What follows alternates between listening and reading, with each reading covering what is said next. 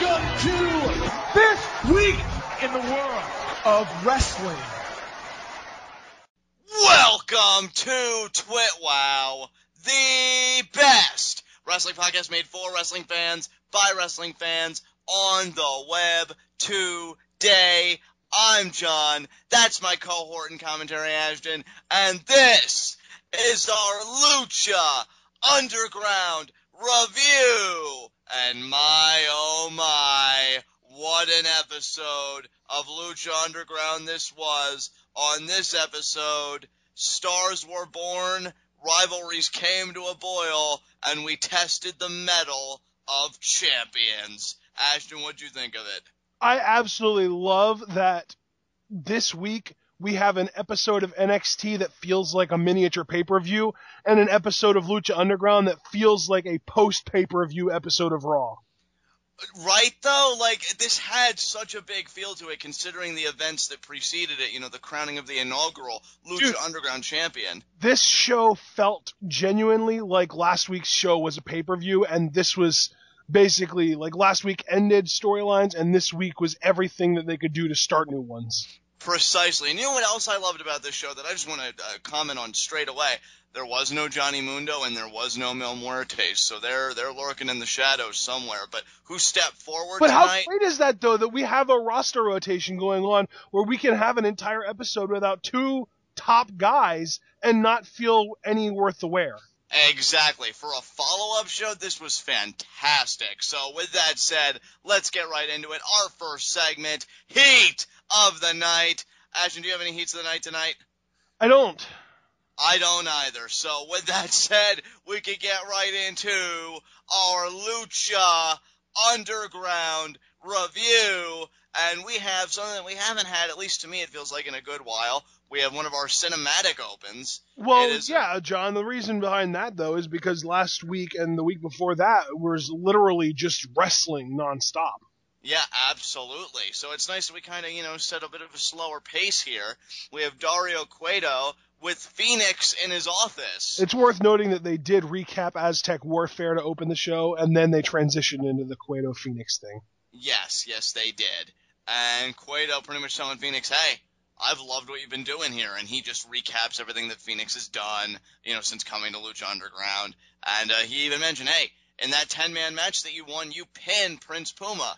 And he says, I have big plans for you. I think you're going to be a huge star here. So I'm gonna give you a test. I'm gonna put an opportunity in front of you. I want you to destroy Prince Puma tonight. So it seems like, again, we're gonna get Phoenix versus Prince Puma. Phoenix cuts Cueto off, says, whoa. I don't fight for you. I fight for me. I fight to be the best. And Dario Cueto says, oh, I know. Which is why tonight's matchup is for the Lucha Underground Championship.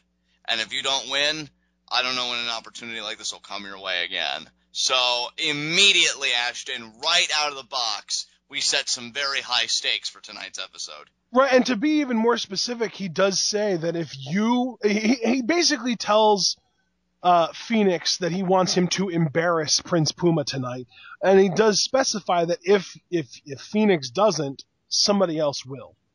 Exactly. And the icing on the cake, when everything's said and done with these two guys, we kind of have a little bit of a camera trick where we see that Angela Fong was also watching them have this little discussion from outside the room. Yes, good catch. And you know what, that's the thing. That was the only sighting of Angela Fong we got tonight. I really thought it was laying the groundwork for some kind of follow-up. We really did not get it tonight, but I'm very curious what her end game is. It really has brought the I think she's going to end up being Cage's manager. Yeah, and we'll get to why, later in the program, but I would have to agree with your assessment. So with that said, do you have any other comments you have on the opening segment? No, sir. All right, then, let's transition into our first formal matchup. 4 debuting talents in a 4-way elimination bout. We have Aerostar versus Cage versus, what was it, Ashton? The other two were Argenis and Angelico. Argenis and Angelico. And okay. Aerostar is your, basically, I don't mean to go full El Generico here, but he's basically your generic luchador. He's kind of dressed up as a superhero when he first comes out. He does your typical luchador kind of stereotypical moveset with the head scissors takeovers and the ranas and the high flying stuff. And he pulled out 2 different instances in this match where he used a variation of the 619. So he's pretty much your stereotypical luchador. Argenis is a little bit more like a Hunico, I would say, where he is a luchador who has that capability, but he's also fully able to do really cool looking power moves to guys that try to go full finesse on him. Angelico, honestly, just from a pure in-ring standpoint, I think impressed me the most in this match. He is your South African representative in this match, and he is just so smooth in the ring. There's a degree to his in-ring work that reminds me of Christian, actually. He's really, really smooth in that ring. And then, of course, Cage, who we've been getting hyped up for the last month and a half now, who is just a pure powerhouse, no finesse in his game whatsoever.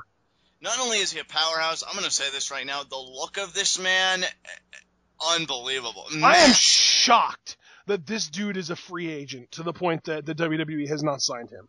Dude, honestly, just to relay a little story to everybody, on the stream that I was watching before you and I got into it, because I later joined you in the program, so many people were saying that he has WWE guy written all over him. It is ridiculous. He just has that look about him, like, how did he not even get an NXT tryout? Because he looks insane. He looks like a freaking reality TV show star. Yeah. And he's got a Vince McMahon body. And he works like frickin' Batista, except better even. Yeah, he really does. And speaking of like amazing and just blowing the mind, this match was an incredible opener. It was so much fun. There was so much stuff going on here. I think for me, the 2 real highlights of this match up until the kind of the finishing sequence where Cage just decided to go full monster and kill everyone were at one point Aerostar hit a top rope 619, and what makes that special to me is that the biggest problem that I've always had with the 619 when Rey Mysterio uses it is the setup, because it's so incredibly disconnected, because it's like, oh, he just happens to know exactly how to kick the guy in the knee so that they land with their chest on the middle rope. That makes perfect sense. It's so incredibly stupid in my opinion, and it always makes me it prevents me from being able to suspend my disbelief every time. It takes me out of it. It makes me roll my eyes and sigh and facepalm and all that other junk. And the fact that Aerostar is able to do it on the top rope, that makes so much more sense, because people typically rest on the top rope significantly more often in your normal wrestling scenario than they would on the middle rope. And I absolutely love that. But then another big moment in this match, there was a point where all 3 of the other guys were on the outside near the commentator desk.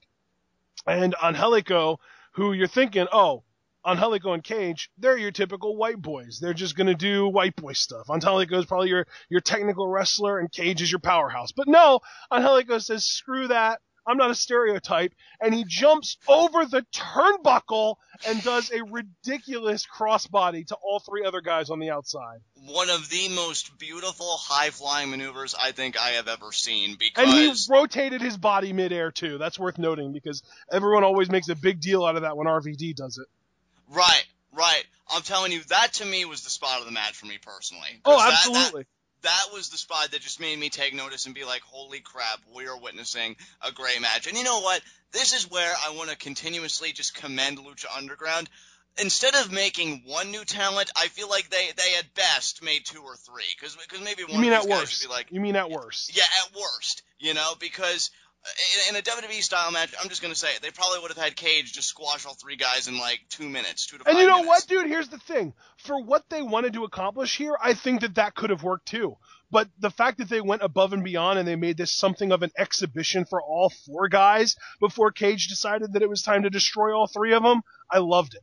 I loved it too, because keep in mind, Cage was the only one to get the hype packages. Cage was the only one to get any of this. And yet Lucha Underground says, no, we're not going to do that. And Lucha Underground managed to make me a fan of 2 of the other guys in this match. Aerostar, I'm not, no, to me, Aerostar is, he's like the 10th best luchador here.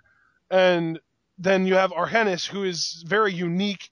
And then you have Angelico, who I am instantly a fan of, because dude is so sneaky athletic.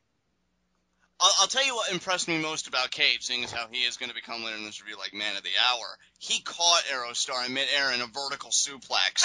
No, it wasn't even a vertical, though. He turned it into a friggin' jackhammer. Yeah, turned it right in the jackhammer, and it just amazing. And apparently, at least one of his finishers, the discus lariat, because he took at least 2 guys out with that. And yeah, Cage is a monster.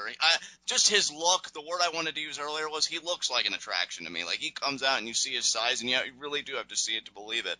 But all 4 of these guys in one way or another really impressed tonight, especially Cage and again Angelico, who I cannot wait to see more of. So yeah, great matchup. Absolutely. This was just a really, really nice, and I think that the word I used to describe it earlier is the best way to describe it. It was an exhibition match. This was a match where you're getting introduced to 4 new guys, all 4 of which are different from one another, and Lucha Underground gave this match just enough time where all 4 of these guys could kind of establish who they are in the ring, and then 3 of them promptly got destroyed by Cage. Yeah, and you know what I like? It's almost like, if this makes any sense, they did a squash match in reverse, you know? Like they did all the destruction right at the very end when everybody, you know, got to do their stuff, which I think was a brilliant maneuver on Lucha Underground's part. So yeah, great opener. Yeah, absolutely. All right. As far as the finish to this match goes, I feel like Cage got the first elimination in a weird way. I don't remember. Was it I forget how he got the first look, because the second and third eliminations that he got were both the discus lariats, but I don't remember. How did he get the first one? Do you remember? Wasn't the first one like a power bomb, I thought, or something like that? No, because then he used a power bomb on the second guy, and then he lifted him back up and he tossed him into the corner onto Angelico, and then on his way back out from the corner is when he nailed the discus lariat on him. But he eliminated the first guy in a different way. I just don't remember. Yeah, I don't remember. I think it was like some kind of like a pump handle something or another. Yeah, you know what? That's what it was. It was like a pump handle, like driver kind of thing, where like slammed him down on his face. I'm trying to think of the terminology, but it's not coming together. But it was like a variation of a pump handle. So yeah. There you go. That's our analysis. Yeah. More or less. Yeah, but yeah, his discus lariat is crazy legit. Definitely. All right, up next we had Chavo Guerrero in the middle of the ring with 2 chairs confronting Blue Demon Jr. He tells him that he's sorry and that he wants to apologize to him to his face, so he calls him out. Blue Demon Jr. comes out, and what does Chavo say to him here, John? Do you remember? Pretty much that he makes it appear that he wants to make amends and all that stuff. And he starts to say, I'm sorry. And then he does the whole fake out. Like, I'm sorry I didn't leave you in a bloody heap. I'm sorry I didn't expose you for the fraud that you are. The one line that he used was so good. I apologize for not taking off your mask and replacing it with a mask of your own blood. I was like, oh my God, shit just got real. I know, right? And see, you know what? Like, I'm so conflicted about this segment, if I'm being honest, because I love what Chavo did here. But then, he makes one more threat. I think it may have been the line that you just said about replacing it with the mask of your own blood. And you can see, like, he's concealing it from Blue Demon Jr., but he tries to put on brass knucks. Obviously he misses because Blue Demon Jr. gets a double leg takedown and starts getting the mount punches. But then, see, this is where the segment gets a little iffy for me, because Blue Demon Jr. grabs a chair, which, is fine. But, Chavo's, like, begging off. And I think, okay, well, he's begging off. Blue Demon Jr. is going to second guess himself. Chavo's going to get the low blow. And the heel's going to come out on top. But Blue Demon Jr. actually gets a measure of comeuppance here. He hits Chavo in the face, which, that was kind of my problem, because Chavo was begging off, so he should have seen it coming. And then Blue Demon Jr., at the request of the crowd, hits Chavo again in the back. Now, I don't really have a problem with Blue Demon Jr. getting a measure of revenge here. I don't know, Chavo's been coming off so malicious and so cruel lately. I really either would have just had him fake Blue Demon Jr. out with the veggery and, again, get a low blow and maybe lay him out on the back, with the chairs. Or just have Blue Demon Jr. straight away without all that begging crap. Maybe they have a little bit of a back and forth. Blue Demon Jr. overtakes him and then does the chair. I just really wasn't a fan of the execution overall. Real? Why wasn't this part of your heat of the night as a nitpick? I guess I thought about it, but now that we're like on this, I mean, I've had a chance to reflect on it a little bit. I guess I just felt the need to kind of voice just one little displeasure I had. That surprises me. I actually thought that this was really well done because this is a storyline that they've been dragging out for what seems like forever now. And this was just Blue Demon Jr. getting one measure of revenge on Chavo. And obviously we're going to get a match between the two where Blue Demon is going to get the win to completely avenge what Chavo did to him. Right. I've thoroughly enjoyed the program. Again, like, I'm not even really, like, that mad about it. I just think it could have been handled a little bit better. But, yeah, this is actually one of Lucha Underground's first, like, really sustained storylines. It seems like one of their first really bitter rivalries. And I've thoroughly enjoyed it. So, yeah, good stuff. Oh, and by the way, I just wanted to throw this out there. This is something that just came to me while we were recording. The first match of the night, Cage single-handedly defeated AAA. Oh, yeah. Aerostar, Argenis, and Angelico. Yeah, they all start with A. It's like a little bit of almost like what's it called? An Easter egg there. It's like if you really look at it on paper, it's like, oh yeah, Cage over at AAA. And it's funny because Lucha Underground is a subsidy of AAA.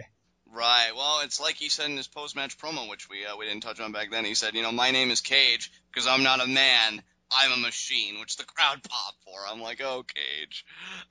So, yeah, bringing it back, Chavo Guerrero, Blue Demon Jr., they will have a matchup in the future, and I don't know about Blue Demon Jr. winning, though. I mean, he did win the very first encounter between these two, and it wouldn't surprise me, but I also wouldn't be surprised if Chavo Guerrero, did that lying, cheating, and stealing, and got the win, so we forced it to a rubber match. So, we'll see. Yeah, I mean, I guess we'll have to see. I'm pretty confident that Blue Demon's going to win, but like you said, we'll just have to wait and see.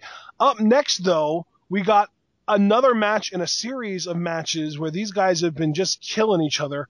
Drago versus King Cuerno, and this really didn't even feel like a wrestling match. This felt like a fight.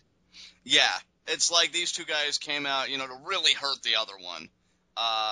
Some really vicious back and forth between these two. And what I liked is that they made it seem at the beginning that both these guys really had each other very well scouted, because commentary even noted, when you have multiple matches with the same person, you can kind of predict where their offense is going. But then, it didn't take long for the match to really escalate, and it spills to the outside, and you see King Cuerno setting up a table. He tries to put Drago through it. That doesn't work. And I think it was Drago who went for a chair, and he tried going for a swing, but Cuerno ducked. So, yeah, I mean, weapons really were getting involved. And then finally, I think Cuerno tried to do a clothesline or some type of maneuver. He ends up eating a super kick from Drago, which leaves him prone on the table. Drago goes all the way to where Phoenix originally dived, which apparently may be the top of Dario Cueto's office, because he said to Phoenix, you dove off my office. And he does a splash to Cuerno through the table, which gets the match thrown out. So, yeah, dude, that spot looked so brutal for Drago. Yeah. His face hit the ground when he landed. Yeah, that did not look pretty at all, dude. Oh my god, that looked very botchy. Yeah, it did. You know what was funny, Ashton? Like, I actually, before the events that, unfolded actually did, I had it in my mind that Cuerno was going to win the rubber match here, beat Drago, and then to continue on with the whole Hunter gimmick, maybe he was going to have something to do with Puma at the end of the night or something. But clearly that wasn't the case, and clearly we're going to get more matches between King Cuerno and Drago, of which I'm not opposed. I think if the next matchup they want to do is some kind of like Boyle Heights brawl or something like that, I would be for it. I think they could have a very good matchup. Yeah. So, yeah, but no contest for the time being, my friend. Yep. All right. Up next, we move on to, I don't think we had anything in between here, our main event, Prince Puma versus Phoenix. Yeah, we got a hype package before this for Phoenix, which I think was very well done. I love these video packages and the cinematic scenes and everything of Lucha Underground. It's always a nice little treat for us to experience that. And pretty much talking about, no matter what happens, the Phoenix always comes back stronger and all that stuff, so it was cool. And then we get to the actual matchup, to your point, Ashton. And already from the jump, in the beginning, they kind of set that pace, where they try and go for maneuvers, but each guy always just counters and then kind of proves to be that quote-unquote mirror that commentary is so fond of talking about. It's like they're a mirror of each other. So they kind of have that mirror beginning. Yeah, and you know what, dude? What I absolutely loved about this intro, or I guess the very beginning stages of the match, is that it felt like First of all, I love that Matt Stryker said that they were trying to get a pace established and trying to really feel each other out as far as timing goes. I love that he used that as an explanation for why they were just basically doing spots. Right. But then the dives and stuff, all of that to me, it felt like Phoenix was testing Puma. Yeah, definitely. These guys felt so even to me throughout most of the match, and I like that because I think even Stryker said, like, these guys are going tit for tat with each other. Like, Puma would do a dive on the outside, but then Phoenix would get a dive of his own on the outside, and it was like, who really does have the stronger aerial repertoire? And, dude, just so many moments from this matchup. I mean, one that just immediately stands out in my mind, but I think it was a little bit later in the match. Puma gets this whole stretch, like abdominal stretch looking thing, but then he's like bending the legs back. So I don't. Yeah. Matt Stryker called it a bow and arrow, but it was a weird, like, over the back modified bow and arrow. Yeah, over the back modified bow and arrow. But then, like, he slams Phoenix down to the ground and he transitions it into a pinning combination for a 2 count. It's just like that succession of maneuvers blew my mind. Phoenix's aerial maneuverings are always insane. He did some high flying stuff that, again, I'm just like, what the heck? What else did he do? He got this, like, cradle, like, deadlift kind of throw to Puma. That was another thing he did. These guys just absolutely killed it in the first televised Lucha Underground Championship match. Absolutely.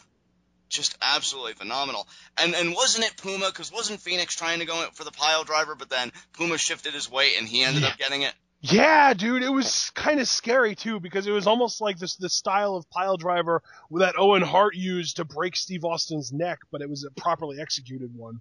Right. And then you had Phoenix get a 450 at one point. But then though, really what kind of I think really blew my mind were the closing moments of the match, because Puma got a maneuver on Phoenix and he was driving in the corner. It seemed like he was going to go for that 630, but Phoenix gets up. He nails like an uppercut. He's fighting Puma in the corner. He gets him set up. He goes to the opposite corner. And I'm like, oh, God, what is happening? And I'm starting to think, like, no, they wouldn't really do a title change here, would they? I know that they've been talking about, Conan's putting a lot of pressure on Puma and all this and that, but they wouldn't really go that far, would they? Well, Phoenix seemed like he was going to put the finishing touches on it. He goes to the opposite corner. He's walking along the rope. And I don't know, I'm just a sucker for stuff like that. I was impressed. But then Puma runs along and he kicks Phoenix in the face. And Phoenix is out. Even Ashton had said, like, he's done. He's done. Yeah, I kind of had a feeling because at one point, Puma was getting up on the top rope and Phoenix is laying down on the ground. And you, John, had said at that point, well, what if Puma goes for this and misses and Phoenix ends up beating him, and trying to kind of figure out how we would react if we had a title change on the first defense. And I said, well, it looks like Puma's taken too long. Phoenix is going to try and interrupt him, and Puma's going to do something and knock him back out. And that kind of is exactly what happened. And it just ended up playing out way cooler than anything I've ever seen before. I gotta give him credit because, like, both of our mutual pet peeves, right? When we see guys like Adrian Neville or another high flyer compete, even though we love them to death and they're exciting to watch, it's always like, oh, look at him. That drop kick was apparently so forceful. He was able to roll to the exact spot he needed to for this. But the way Puma and Phoenix set up that 630, I thought was entirely authentic. Absolutely. He kicked him in the face. Yep. Like, done. Like, he kicked him so hard that the reverse momentum from the kick knocked him off the ropes. Right, and the ropes, like, where he was on the ropes really was that ideal situation. So yeah, because he got a stronger base to stand on because he was in the corner while the other guy was running towards him on the rope. And the way they set it up was so perfect that normally I would have been, like, poking fun, like, oh, look at Puma, like, getting his balance and kind of, building the moment there. But no, like, he could have taken all the time in the world with the force of that kick, and how much I believe that Phoenix he was out. So, yeah. Puma gets the 630, successful title defense. So, for 2 straight weeks now, Puma's been on, like, an absolute clinic and been a beast. And it's like we said, he was going to make a great first Lucha Underground champion, and if that's going to be the kind of consistency we can expect with his title defenses, good Lord, I am so ready. Yeah. And he's, having his post-match celebration, but then he gets attacked by who, Ashton? I actually forget. Oh, by Cage, of course. Yes, Cage lays his ass out. Hard. Oh my God! I'm pummeling him with forearms. Actually, I think he starts first with the discus lariat, if I'm not mistaken. Then Yeah, he's that was what he pummeling him. opened. Well, yeah, that's what he kind of opened up with, like a club to the back, but then he does end up hitting the discus lariat, and then he says, "No, no, no, no, I'm not finished." And he goes over and he grabs him and he starts doing those ridiculous, like, I'm gonna grab you by your freaking hands and slam you down into the ground power bombs. I miss those kinds of power bombs, just those successions, because a guy of his Brock size. used to do those, didn't he? Yeah, he did. He You did. know who else used to do those? Freaking, Chris Jericho. I remember. yeah. That's who I was gonna say. It's so weird because in my brain I wanted to say Brock again, but I had just said him, so that's why I had to stall. Yeah, and like that's why I love that a guy like Cage is doing it, because with his look, which I'm sorry I keep harping on it, but seriously, people, it's like his arm is like the size of my whole body. It's not even funny, like just crazy. And yeah, he laid Puma out. I think again, and it's the most innocuous nitpick imaginable, because I'm such a mark, and I'll be the first one to admit that. Like the title was right there, and I'm like, oh, Cage, pose with it, take it and pose with it, but he didn't. He realized that Puma's carcass is enough for one night, and he's just done. And you know what, dude? I see. Normally, if I'm being fair, I think if it was any other promotion, I'd have mixed feelings about it. I'd be like, oh, isn't it a little soon? But you know what? This is going to be a test for Lucha Underground. I'm curious how they're going to handle the follow up for this, Yeah. because in the same night that Cage debuted, he attacked the champion, and I think the only reason I'm okay with it is for the same theme that I've been harping on since we talked about his opening segment. It is such a mismatch, dude. Because Puma's like this really talented guy, and he has these great aerial maneuverings, but Cage is a wall. And, like, the moment he grabs Puma, you gotta believe that he's just gonna make him go splat on the canvas. Yeah. You know, it's so funny because I know you remember we watched that one Chikara show in the summer. I think it was the first one when they came back, the You Only Live Twice show. And at the end of the show, after the credits had rolled and everything was kind of done and over with, they had a new top heel debut, and he was rocking this ridiculous, like, borderline Bane level outfit with a mask and everything. Right. And his name is Deucalion, and since then he's actually removed the mask, and it's just this scary looking bald, like, he looks like a scary bald Russian guy. I don't know if he's actually Russian, but he looks like one. And I was so disappointed when they took the mask off, because I was expecting him to look more like Cage. Right. You know what I mean? Like, I was expecting him to be this big, jacked monster son of a gun. But honestly, he's kind of built like Vladimir Kozlov almost. Yeah, okay. That's like, a good comparison. He's big, but he's not jacked. Right. Like, he's big and bulky, but he's not ripped or anything. Like, I was expecting Cage when he took his freaking mask off, but no. Yeah, I just wanted to say that because it feels relevant. But other than that, yeah, Cage is a beast, and I absolutely love that they're already pushing him into the main event picture already. Like, that's not something that you really see anymore, because now when somebody signs to WWE, they go to NXT. And when they go to NXT, they almost never start in the main event. Kevin Owens was such a great surprise, and it worked out so well that everybody was ranting and raving about how great it was the day after. Well, guess what? If WWE would do something like that more often, maybe people would praise him more. And you know what? That's certainly true, and I think you just made it connect for me, Ashton, while you were talking. Again, why I'm okay with it. Why it's so suitable for Kevin Owens. A, the history he has with Sami Zayn, obviously. Right. But again, Kevin Owens looks like a mean dude, and Sami Zayn is this likable, kind of like Lionheart kind of guy, like sweetheart guy.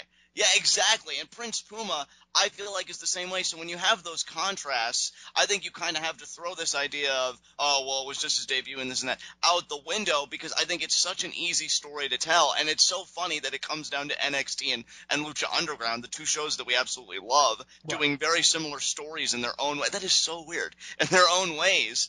And yeah, that just gets me really excited for what Cage is going to be able to do. Even if he's just a guy that maybe gets like a one-off matchup, like is so confident he's going to win and maybe Puma finds a way to survive. I don't know. Or maybe they will put the belt on Cage. I don't know. But It's that intrigue that I think makes it so exciting. Man, Lucha Underground just continues to raise the stakes. so glad that you and I are covering this promotion and you found out about it, and it just turned into this wonderful thing every week. And yeah, just huge fan, and congratulations to Cage for getting this push, because I hope he's able to really take advantage of it. Absolutely. All right, well, dude, that was how the show closed, so if you want to move on to our next segment, go for it. Yeah, let's get right to it. High spots and low shots. And I gotta say, my low shot personally is Chavo Guerrero, because he tried to get one over on Blue Demon Jr., and not only did he fail, he took his lumps. And I guarantee you, if you're Blue Demon Jr., that's not the worst of it that's yet to come. So, Chavo, you better watch yourself. Absolutely. I think my low shot is, you know what? I'm going to go for something a little bit different here. My low shot is Aerostar, because obviously he was part of the losing group there. But to me, he stood out the least among those four guys. Right. My high spot, I could go the obvious route, but I figure one of us will. So I'm just going to say Prince Puma's my high spot. Because he retained. Yeah, because he retained. And it was a big test, too. I mean, Phoenix is nothing to scoff at. So he retained against very game competition. And, yeah, right at a week after winning it, too. So a lot of pressure on Puma, and yet he overcame it all. So good on him. Yeah, absolutely. And you know what? Since you didn't take it, I'm going to go the obvious route. And yeah, my high spot's Cage, because, I mean, seriously, do I really need to explain? It's pretty much self-justifying. This guy's a monster. I'll be really interested to see what he pulls out with Puma, because remember, that top 50 moves of Cage that you and I watched, thanks to New Wave Order, we know that he can do aerial maneuvers and stuff like that. I'm wondering if he's going to pull any of those out against Puma, because Puma, I think, is going to really force him to reach into the bag of tricks, so to speak, and really reach into the depths of his repertoire and then show us what he's got. So I'll be very So do you think Puma will end up being the first person to kick out of the discus lariat? You know what? It's such a conflict, because it's still so early in that move's history, personally, with Cage. But for what it's worth, he's only ever beaten jobbers with it to this point. That's true. That's very true. And you know what? Puma probably will kick out, which means the Cage will have to come up with something bigger, maybe even bigger than the multiple power bombs, and that's just terrifying. Maybe he'll come up with that